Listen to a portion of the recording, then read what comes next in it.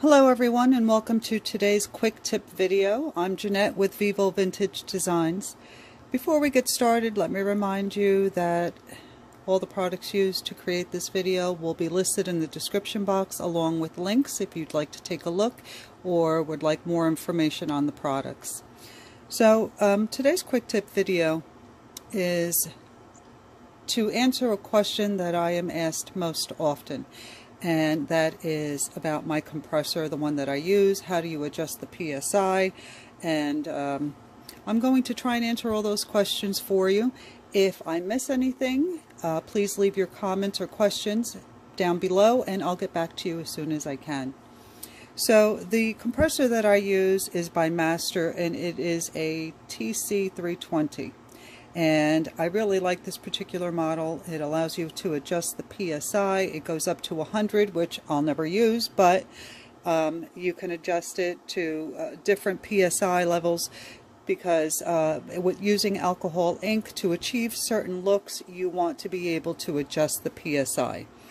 So I'll start by explaining this. Let me move my camera a second. Bear with me because trying to adjust this camera so that I can show you everything is going to be a little difficult, so I apologize ahead of time if it's a little shaky. So when I purchased this particular compressor, it came with this thing and I wasn't sure where it went. I knew what it was for. It's to hold your airbrush gun, but I wasn't sure where it went, and I finally discovered it. And it doesn't really explain anything in the instructions on where this goes or what to do with it. So for those of you who have the same issue I had when I purchased mine, this is where it goes. This knob here has this nut, and if you unscrew it, you can place this over it and then screw the nut back in.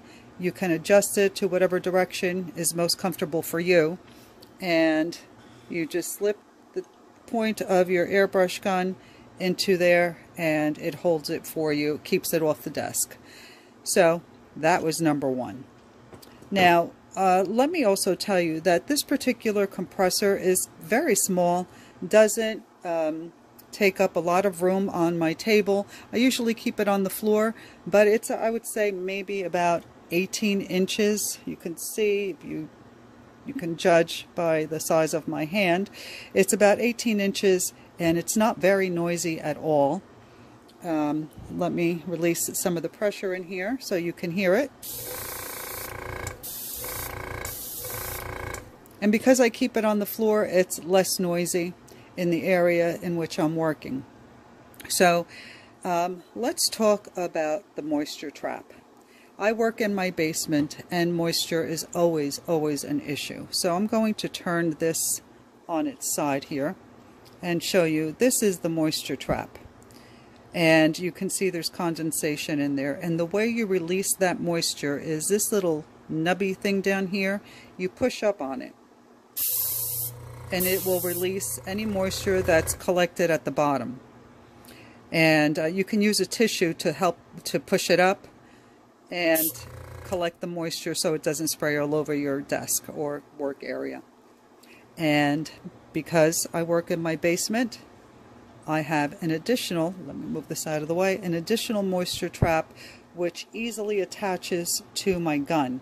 So you make sure that the compressor is turned off and you remove the hose, you unscrew the hose from the gun, and you can attach this moisture trap, which is very inexpensive. I think I paid maybe $10 for it, but you can see there's already moisture in there because the one on the bottom, the bigger one on the bottom, it works pretty well, but it doesn't get all the moisture. You'll still get some trapped in the hose. So this one, you can release the moisture the same way, and you can see that shooting out. And it's important to release the moisture often because you don't want it spraying onto your painting because it can really ruin a painting. So make sure to release the moisture on your compressor often. I do it every time I use it because I've ruined many a painting by forgetting. So that is how you release the moisture. And now to adjust the PSI, what you would do is, and the reason that you want to adjust the PSI, let me explain, is because there are certain effects that you can achieve with a lower PSI and other effects that you can achieve using a higher PSI.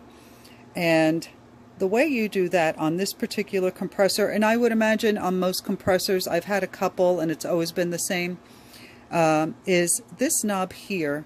If you pull up on it, that's how you are able to adjust the PSI. So pull up on the knob, and to lower your PSI, you can see mine is at a little bit over 40. You turn the knob counterclockwise, and while you don't see the needle moving, what you need to do is turn it, release the air that's in there, and you'll see where you're at. So I'm at 35. I want to go a little bit lower. Let's say I want to go to 30. Now I'm at 25. So I turn it clockwise, and you can see the needle moving. Once I hit 30, push the knob back down, and it locks it at 30. So I can release the pressure in the compressor, and it'll always go back to 30. So now let's say I want to increase the PSI. I'm going to pull up on that knob again, and I'm going to turn it clockwise, and you can see the needle moving. Once I reach 40, push it back down, and it locks. And I can release the pressure, and it'll always go back to 40. And that's how you adjust the PSI on this particular compressor. And there are models that are less expensive, and that's fine, but I do recommend that you get a compressor that has an adjustable PSI and that at least goes to 50 or 60. You may never need to use 50 or 60, but you definitely want to at least go to 40 and be able to go down to about 20, depending on the look that you want to achieve in your alcohol ink painting. So I hope you found this information helpful, and again, if I missed anything and you have any questions, please leave them in the comments below. I will get back to you. I'm always happy to help and answer any questions and provide any information. So if you enjoyed this video, please give me a thumbs up, and don't forget to like, comment, and subscribe. Your interaction with me really helps my channel and is greatly appreciated. So again, I hope you found this information helpful. Thank you so much for watching, and I'll see you in the next video. Bye everyone. Enjoy your weekend.